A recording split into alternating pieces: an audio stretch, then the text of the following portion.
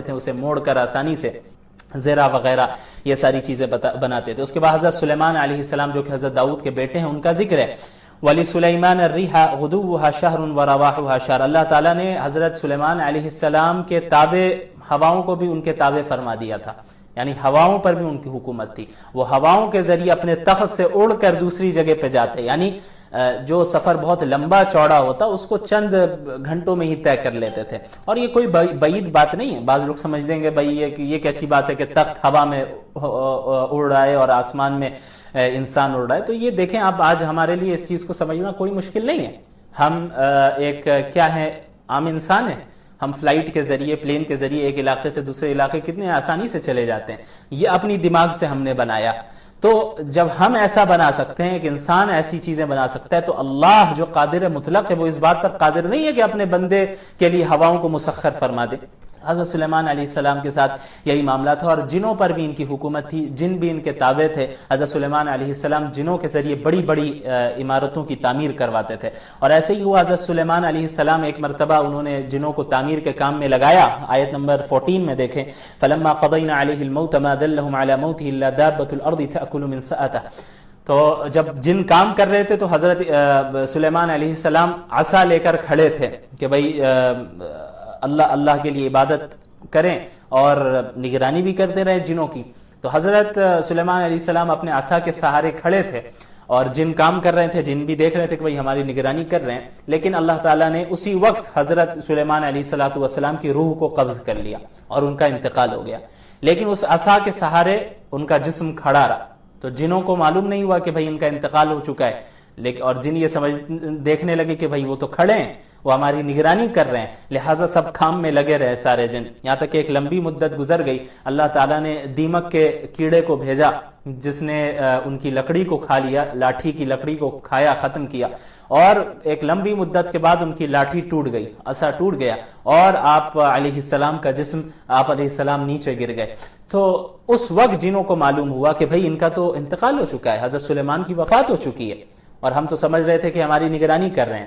تو اللہ تعالیٰ نے اس واقعے کے ذریعے اس بات کو ثابت کیا کہ سب سے پہلی چیز کے مقصد یہ تھا کہ جن جو تعمیر کر رہے تھے وہ تعمیر بھی مکمل ہو جائے. اور دوسری چیز یہ کہ اس بات کو بتا دیا جائے لوگوں کو کہ جو جن ہیں وہ عالم الغیب نہیں ہوتے، ان کے پاس غیب کی خبریں نہیں ہوتی، وہ بھی ایک مخلوق ہے. لہٰذا جنوں کو عالم الغیب سمجھنا، جنوں سے مدد مانگنا، یہ ساری چیزیں شرک ہے، ناجائز ہیں. اگر ان کے پاس علم غیب ہوتا، غیب کا علم ہوتا، تو پھر وہ پہلے ہی سمجھ جاتے کہ حضرت سلیمان کا انتقال ہو چکا ہے، وفات ہو گئی ہے. لیکن جب حضرت سلیمان نیچے گرے تب اس وقت انہیں معلوم ہوا کہ حضرت سلیمان کا انتقال ہوا. اس سے معلوم ہوا کہ جنوں کے پاس غیب کا علم نہیں ہے. اس کے بعد قوم سبا کا ذکر ہے. لَقَدْ كَانَ لِسَبَإٍ فِي مَسْكَنِهِمْ آیَةٌ. ایک قوم سبا جو تھی وہ یمن کے ایک علاقے میں وہ قوم آباد تھی اور دو پہاڑوں کے درمیان ان کا علاقہ تھا. ایک وادی تھی اور بہت خوبصورت وادی تھی اور وہاں پہ اللہ نے انہیں بہت سی نعمتوں سے نوازا تھا. پھلدار باغات تھے اور ساری چیزیں تھی. اور وہاں کے بادشاہوں نے ایک ڈیم بھی بنا کے رکھا تھا پانی سٹور کرنے کے لیے. تو لیکن یہ قوم وہ تھی جو اللہ کی نافرمان تھی. ان لوگوں نے اللہ کی نافرمانی کی تو اللہ تعالیٰ نے اس ڈیم کو ہی ختم کیا، توڑ دیا اور اس ڈیم کے ذریعے ہی پانی جو ہے باہر نکل آیا اور جس سے پوری بربادی بستی میں پھیل گئی اور تمام لوگ ختم ہو گئے.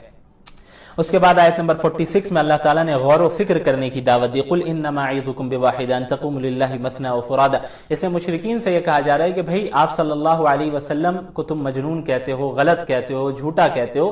ایسا کرو کہ تم ہٹ دھرمی سے کام نہ لو، سنجیدگی کے ساتھ یا تو دو دو کر کے، تین تین کر کے، یا تنہائی میں جا کر سوچو، غور و فکر کرو کہ تم کیا کر رہے ہو. محمد صلی اللہ علیہ وسلم 40 سال تک تمہارے درمیان رہے، وہ امین تھے، صادق تھے، تم بھی جانتے ہو. اب آج تم انہیں جھٹلا رہے ہو. ذرا غور کرو سنجیدگی کے ساتھ، تکبر میں، عناد میں، دشمنی میں انکار نہ کر بیٹھو.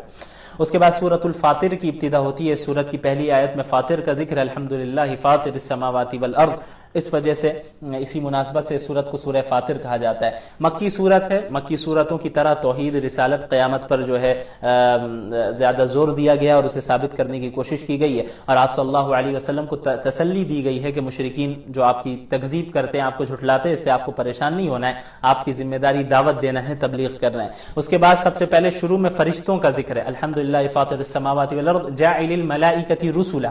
اللہ تعالیٰ نے فرشتوں کو قاصد بنایا. کس طرح قاصد بنایا کہ اللہ رب العالمین اور نبی جو ہوتے ہیں ان کے درمیان کمیونیکیشن کا جو ذریعہ عام طور پر ہوتا ہے وہ فرشتے کے ذریعے ہوتا ہے. تو اللہ تعالیٰ نے فرشتوں کو قاصد بھی بنایا کہ اللہ کا پیغام وہ رسول تک پہنچاتے ہیں اور رسول اس پیغام کو پوری انسانیت تک پہنچاتے ہیں. اور فرشتوں کے متعلق اللہ تعالیٰ نے فرمایا کہ اللہ تعالیٰ نے فرشتوں کے پر بھی بنائے ہیں. اب کسی کے 2 پر ہیں, کسی کے 3 ہیں, کسی کے 4 ہیں, اور یہ کوئی لمیٹیشن نہیں ہے, اس سے بھی کئی گنا زیادہ اللہ جس کو جتنے پر دینا چاہے جس فرشتے کو اتنا وہ دیتا ہے. یہاں تک کہ تو بعض روایتوں میں آتا ہے کہ حضرت جبریل علیہ السلام کے 600 پر ہیں.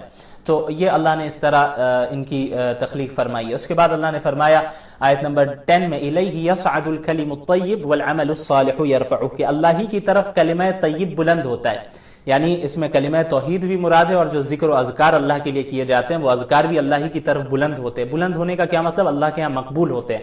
والعمل الصالح یرفعہ, اور اچھے اعمال ان کلمات کو اللہ کی طرف بلند کرتے ہیں. کیا مطلب؟